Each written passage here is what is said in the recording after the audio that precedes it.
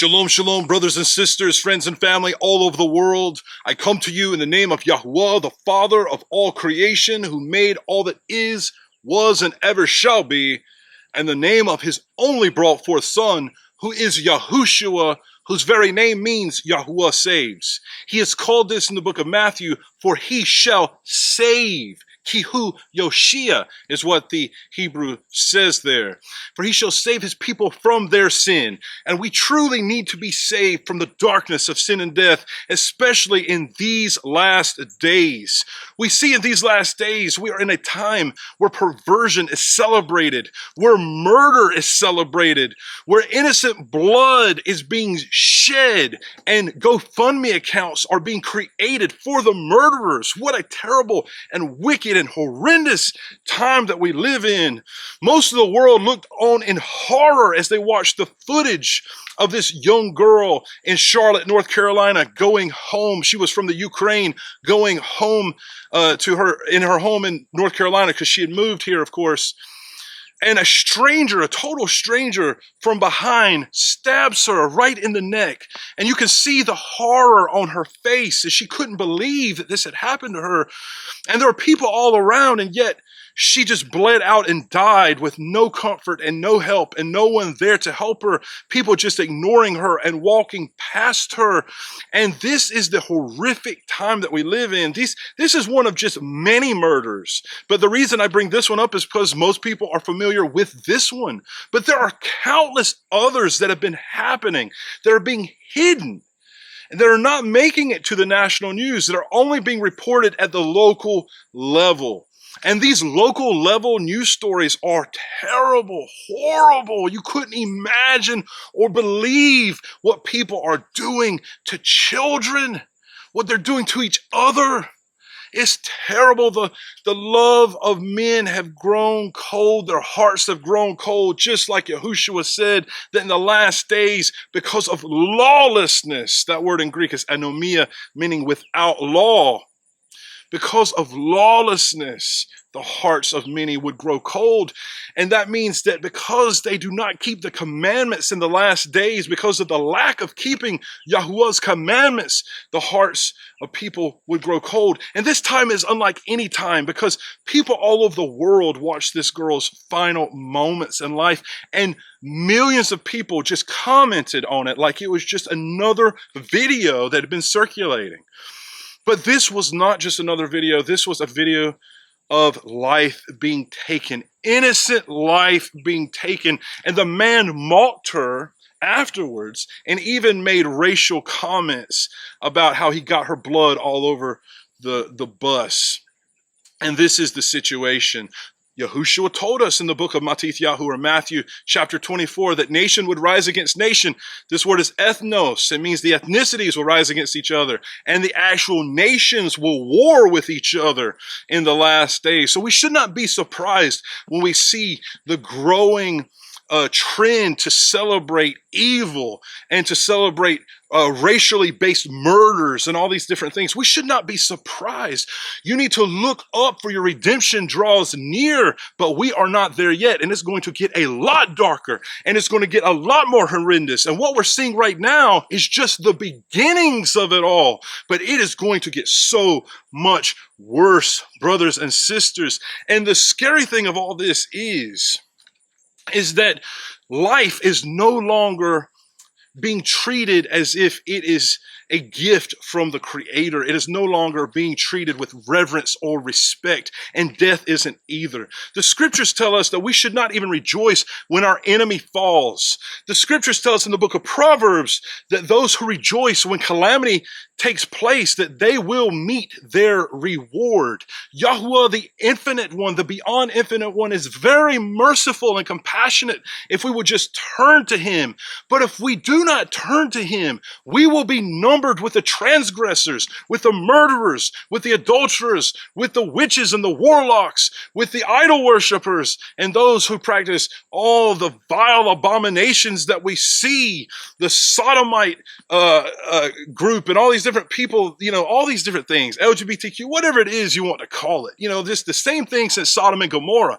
And we're seeing this stuff, and it's being promoted and promoted and promoted, and murder being cheered on in these last days. And that is why I'm coming to you with this message, to warn you so that you understand that the Messiah is the Avenger of Blood. He is the Malak Yahuwah, the messenger of Yahuwah. So we're going to begin this study, this brief study in the book of Revelation, or Hazon, and we're going to look at chapter 6 in verse 9. It says, "And when he opened the fifth seal, I saw under the slaughter place the beings of those having been slain for hadabar Elohim, the word of Elohim, and for the witness which they held. And they cried with a loud voice, saying, How long, O Master, set apart and true, until you judge and avenge our blood on those who dwell on the earth." And listen to what it says in verse 11.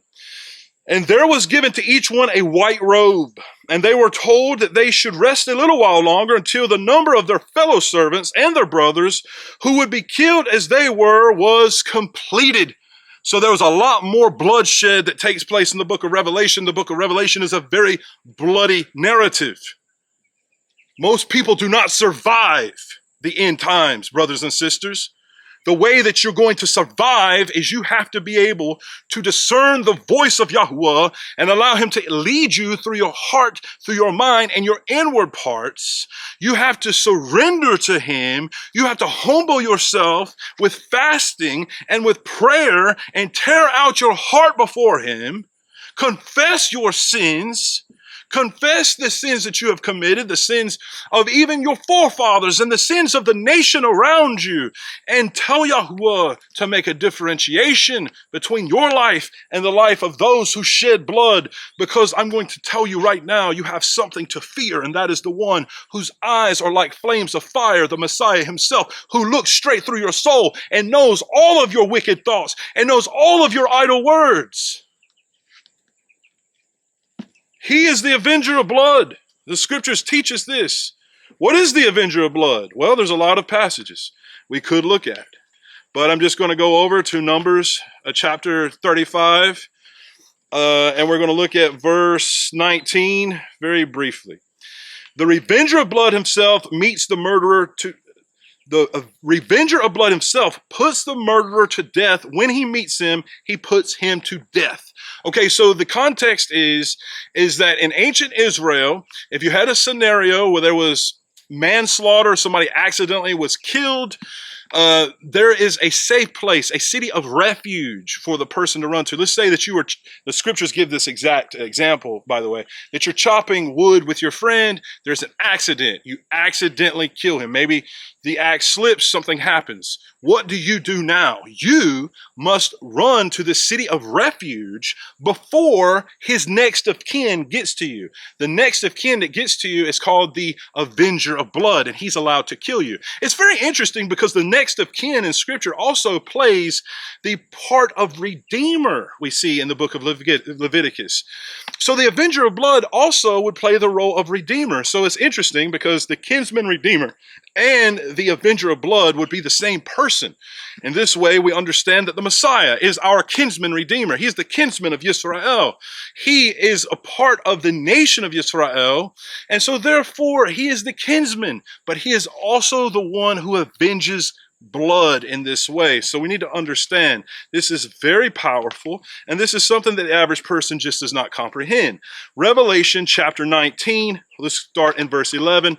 Revelation 19 and beginning in verse 11. And I saw the heavens opened, and there was a white horse, and he who sat on him was called Trustworthy and True, and in righteousness he judges and fights. And his eyes were as a flame of fire, and on his head were many crowns, having a name that had been written which no man had perceived except himself, and having been dressed in a robe dipped in blood, and his name is called Dabar Yahuwah, Hadabar Yahuwah, the word of Yahuwah. And the armies in the heaven, dressed in fine linen, white and clean, followed him on white horses.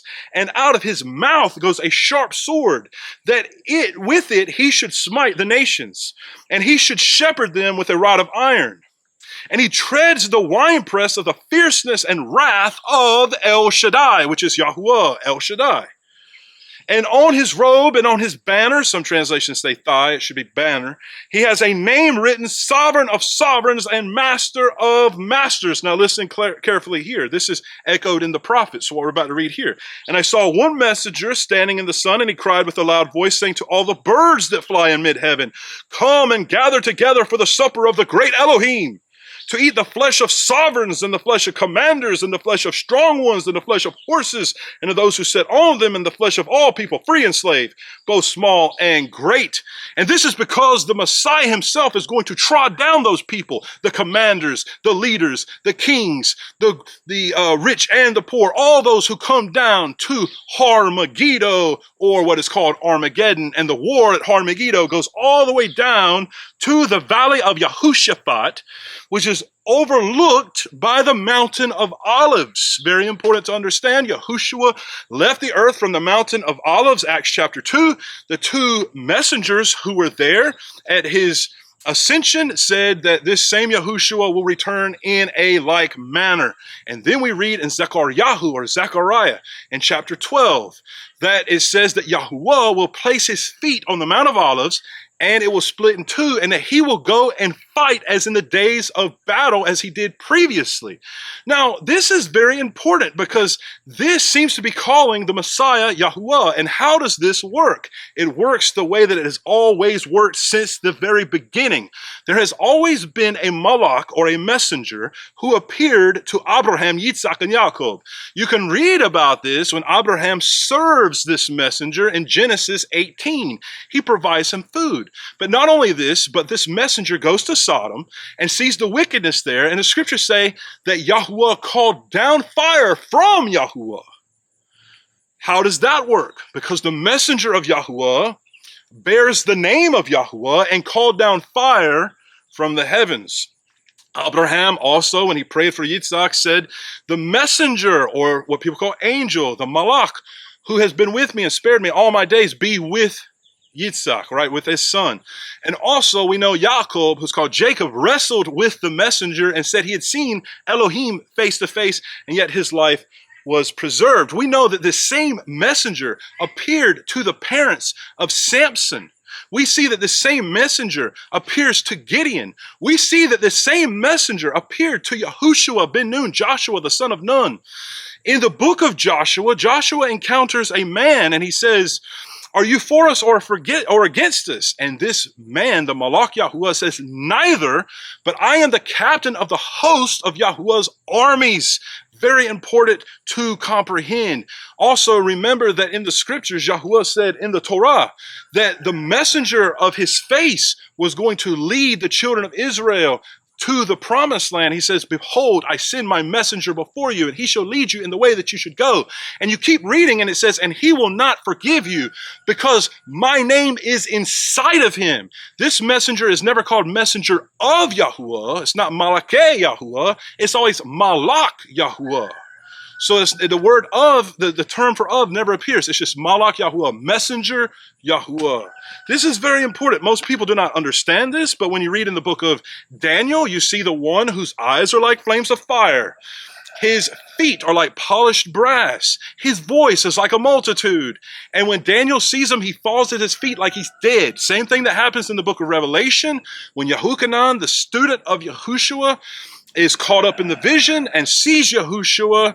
He sees him. His eyes are like flames of fire. He has a golden band around his chest. He has the feet like polished brass and the voice like a multitude. And John, or Yahuchanan himself, falls at Yahushua's feet as if it were dead.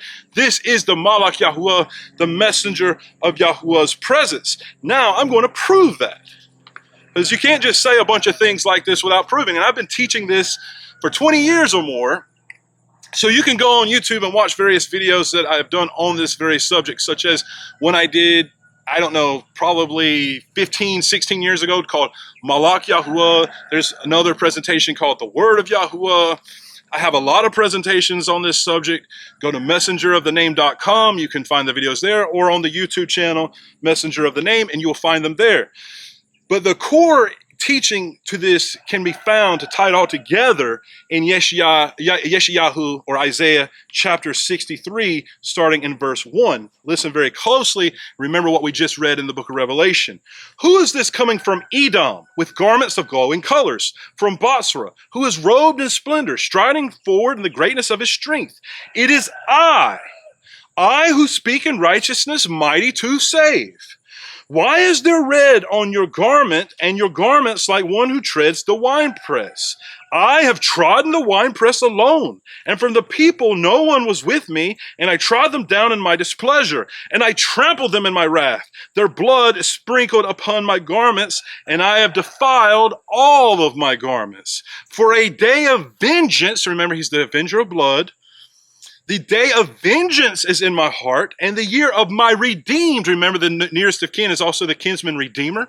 So here you get the idea of the Kinsman Redeemer and the Avenger of Blood. But listen carefully.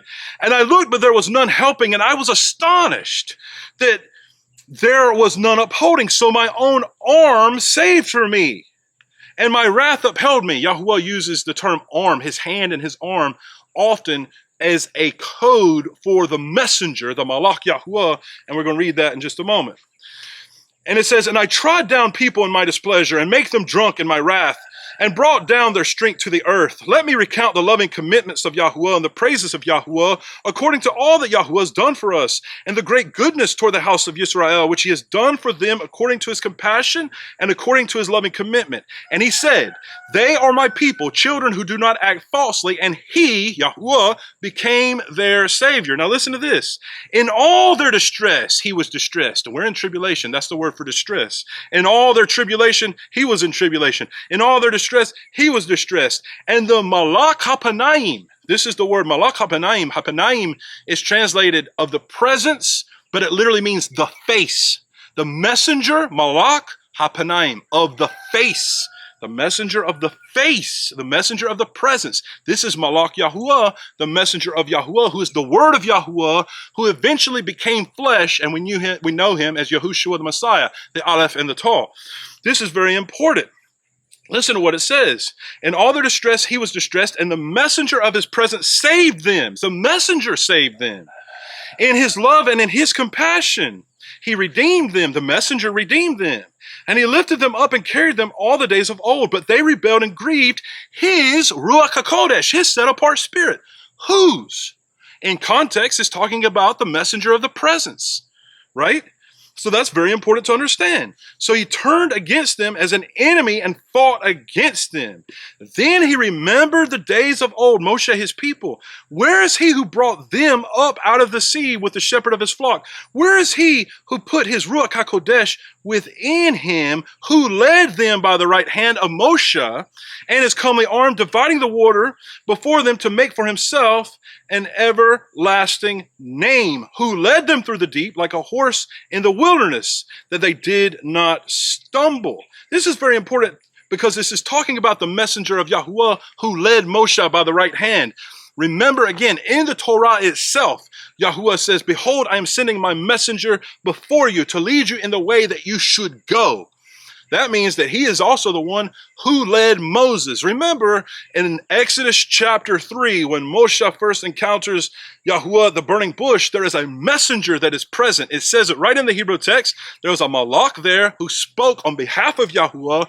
That Malak said, I am that I am. And moreover, he said, I am Yahuwah, the Elohim of your fathers.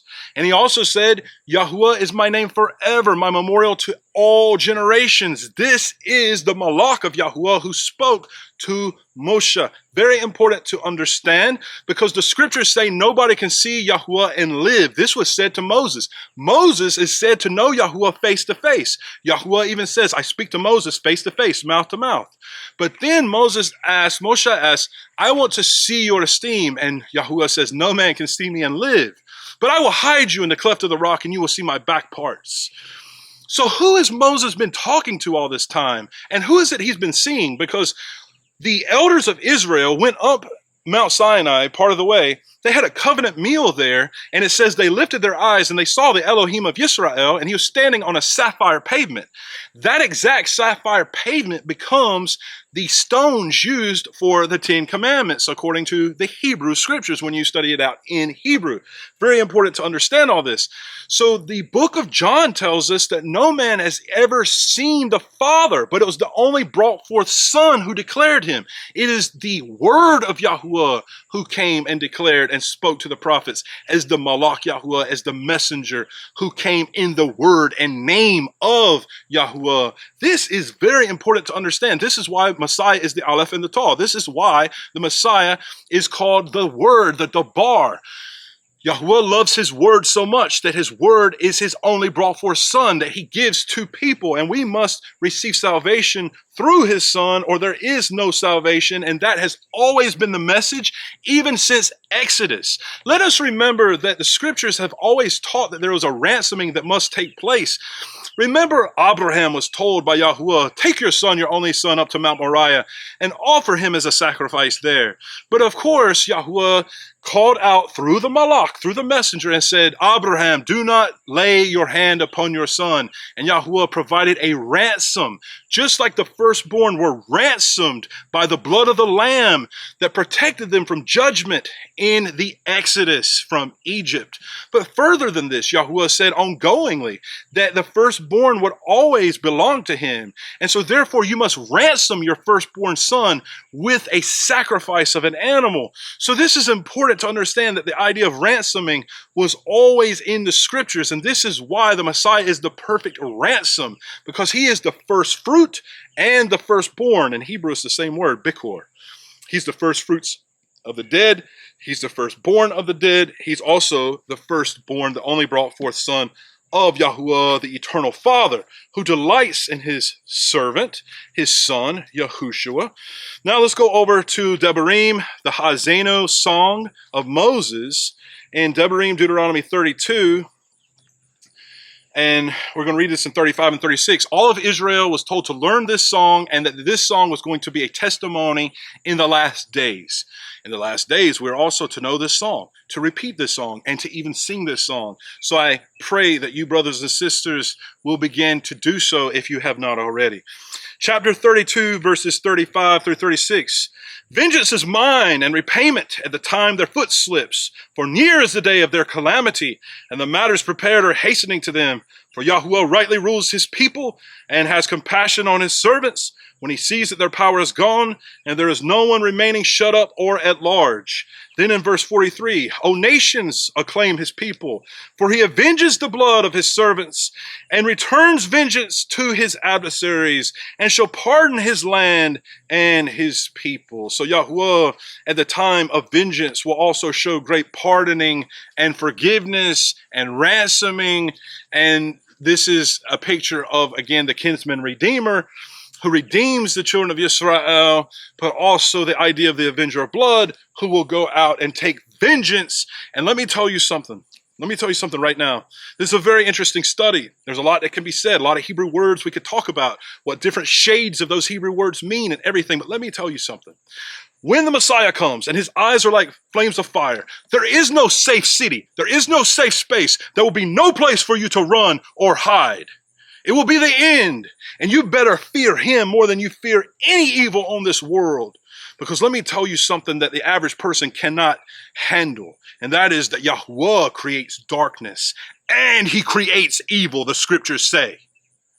If you master the scriptures, you'll understand there is no division in the power. That Yahuwah Echad means Yahuwah is one. He is the only power. And it is from him that comes forth good and evil. The average person will choke on that truth. But I'm telling you right now that Yahuwah is all powerful. He is over the Satan, the Shaitan. The Shaitan must come and appear before Yahuwah whenever Yahuwah deems it necessary. Read the book of Job and see what I'm saying is true.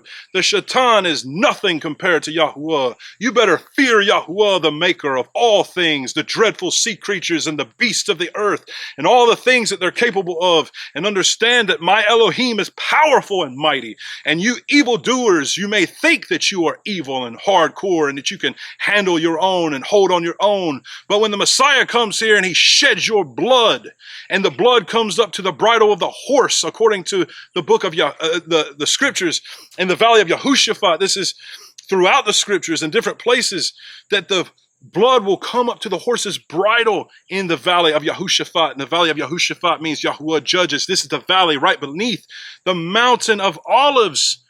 So let's keep all of this in context and understand that the Messiah is coming, and there is nowhere that evil can hide. So we don't have a reason to hide. The truth doesn't have a reason to hide. The light doesn't hide under the darkness. The light shines. We have to shine in the midst of this corruption and this evil, no matter what, brothers and sisters. Do not be afraid of him who can take away your flesh, who can destroy your flesh, but be afraid of him who can destroy your flesh and throw your very nefesh, your very being, your essence, into the fiery judgment. Revelation chapter 14. And we're going to go to Revelation chapter 14, pick up in verse 19. And the messenger thrust his sickle into the earth and gathered the vine of the earth, and threw it into the great winepress of the wrath of Elohim. And the winepress was trodden outside the city, and the blood came up out of the winepress up to the bridles of the horses for about 1,600 stadia. I'll let you do the math. You know, look it up in your free time and find out approximately how many gallons of blood that must be. The Messiah is the Malak Yahuwah. He came as a lamb and suffered and laid down his life to teach us the perfect and right way. He came in peace to show us the perfect way to peace. He is Shar Shalom, the Prince of Peace. Every great title has been given to him. He wears the name above all names, which is Yahuwah. As high priest, he wears it upon his very forehead. The high priest must wear a crown that says, Kodesh le Yahuwah, set apart unto Yahuwah. Yahushua the Messiah wears the name of Yahuwah. This is very important. He is the Avenger of Blood. Now, brothers and sisters, this all sounds very terrible, but let me tell you, there's good news. You can submit to him. You can cry out to Yahuwah and ask for your sins to be forgiven so that you don't have to meet the penalty of death and suffering and tribulation that is coming upon the world. Turn to Yahuwah so that the Avenger of Blood will pass over you, that death will pass over you in the time of the fiery judgment which is coming. And that judgment will be kindled by the Messiah. The scriptures tell us that he will dash them to pieces like a potter's vessel with a rod of iron, and with it he will smite the nations. Brothers and sisters, I've got a new book coming out soon about the name of Yahuwah. I've been talking about it a lot. It's very important. It will cover exactly why we pronounce the name Yahuwah as we do. I've consulted with many professors. There are over 300 different illustrations, high quality pictures of various archaeological finds and evidences that point to the name being pronounced as Yahuwah, that span about 3,400 years of history. So this will be something you will want to read, something you will want to share with your brothers, your sisters, your family.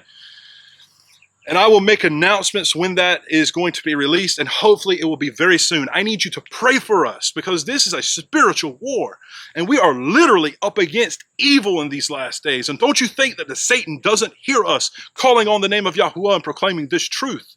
But I do not fear the Shaitan. I fear Yahuwah, the Creator, who made the Shaitan, who formed light and darkness. Yahuwah is abundant in mercy. He healed Naaman, the Assyrian commander, even though they were actively pillaging the Assyrians. Go read the story about Naaman, the leper, who was healed by Yahuwah. Nineveh was spared because Jonah knew that he didn't even want to go there because he knew Yahuwah was going to forgive them. He even said, I knew that you were an El of compassion and that you would forgive this people. And so he just wanted to die because he felt like he was doing a service for his enemy. This is Yahuwah, full of mercy, full of compassion, the champion of widow and orphan.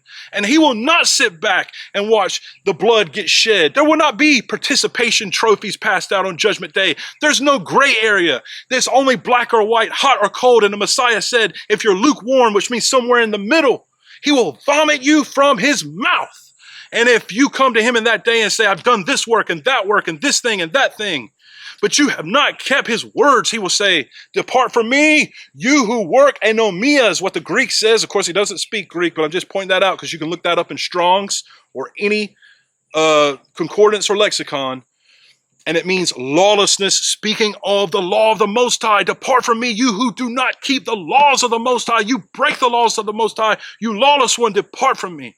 Brothers and sisters, please contact me if you want to at messenger of the name at proton.me. You can also go to messengerofthename.com. Please share these videos, download these videos, make copies of them, make CDs, make DVDs. You can turn them into audio. You have my permission. Share the word. Share the word. Get it out there. Get it out to the people. The time is now. The righteous must be righteous still, but the unrighteous must be unrighteous still, according to the book of Revelation. Get this word out.